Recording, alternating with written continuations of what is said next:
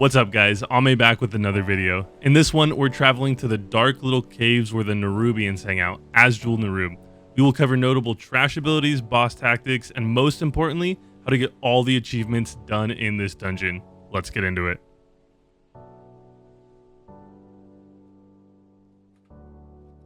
Upon entering this dungeon, there are two trash mobs of note before the first boss. Anub'arak web spinners have an annoying ability called web wrap. It immobilizes you for 3 seconds and then encases you in a web for 10 seconds. Your party members must kill this to release you. This can be dangerous if you're doing large pulls and your healer gets encased, so make sure you prioritize these. Anub'arak skirmishers will fixate on a target, attacking them, and they are not tauntable. Just kill these first so they don't clap a healer. Krik'Thir is the first boss you'll encounter in this dungeon. He's accompanied by 3 of his little spider bros. Watcher Silthic is the first one on the left. Watch out for his poison spray that he does in a cone in front of him. In the middle is Watcher Gashra. He'll just get upset and attack really fast. And then Watcher Nargil. He'll spray webs around him, blinding and disorienting those hit for 4 seconds. All these spiders will use web wrap, so be ready to break out anyone who gets targeted by this. Once these die, Krik'Thir is a straightforward tank and spank and will occasionally summon a wave of small bugs. AoE these down.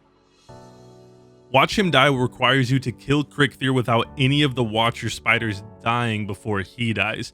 Arguably one of the harder dungeon achievements to get, there are 2 potential ways you can do this. 1, tank everything and burn Krik'Thir down. This requires your tank to be pretty beefy to mitigate all that incoming damage. Protection warriors are useful here since they can use shield wall while the group burns the boss down. Another strategy, and probably the easier one, is to have a DPS, ideally someone with increased movement speed abilities or consumes. They're going to pull the 3 spider ads while everyone else burns down the boss. Consider bringing a shaman if you're going for this achievement, as bloodlust or heroism is very strong here. When the pull is initiated, pop lust and all cooldowns and nuke the boss before the tank dies or the person kiting the mobs dies. On your way to Hadronox, there is a large time-saving skip that also helps a lot on the next achievement, Hadronox Denied, which requires you to defeat Hadronox before he comes up the tunnel and webs the top doors shut. When you enter his lair, you will notice spiders and other creepy crawlies moving down the webs towards Hadronox. During the encounters, these spiders will heal Hadronox if killed near him, but with this skip, you can completely get rid of them. While you're on the ramp heading down toward Hadronox, a rogue, hunter, mage, or night elf can jump down and aggro the crushers down on the web that typically starts this encounter. Once aggroed, they can vanish, feign death, invis, or shadow meld to drop aggro and reset all the mobs. This will reset the boss as well, so everyone can then run all the way down the webs and engage the boss as soon as he respawns.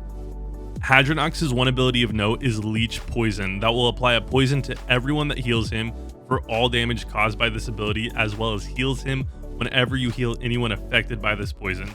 If you have a poison dispeller, dispel this to speed the fight up a bit. Doing this skip makes this achievement trivial and is highly recommended to do it this way.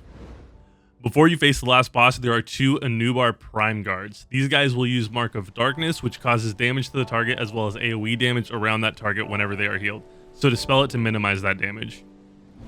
Anub'arak is the last boss and arguably the most annoying boss out of all the dungeon bosses in Wrath of the Lich King. When he's above ground, the only thing you have to worry about is pound. He rears up and smashes down on all enemies in front of him, doing a good amount of damage and pounding them into the floor for 6 seconds. So if you're not the tank, don't stand in front of him. At 66%, 33%, and 15% HP, Anub'arak will burrow into the ground, becoming invulnerable. While he's submerged, ads will continuously spawn and join the fight. During this, spikes will occasionally shoot up from the ground, knocking players into the air and doing damage. This phase is incredibly easy, and you can honestly let the spikes hit you if you want to knock you in the air for fun while you kill the ads. Once all the ads die, Anub'arak comes back up until the next HP threshold is met and he'll burrow again. After the 3rd burrow, you'll be able to finally kill him. Gotta Go is probably the easiest achievement to get for your red proto-drake. All it requires is to kill Anub'arak in 4 minutes or less. Considering raid bosses die faster than this in Classic, legitimately don't change a single thing and you'll get this achievement.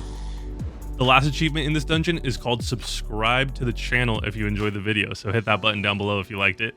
I'm also live on Twitch throughout the week at twitch.tv/AmeTV. Stop by and hang out sometime or say hi. But that's it for me on this one, guys. Thank you so much for watching, and I'll catch you on the next one.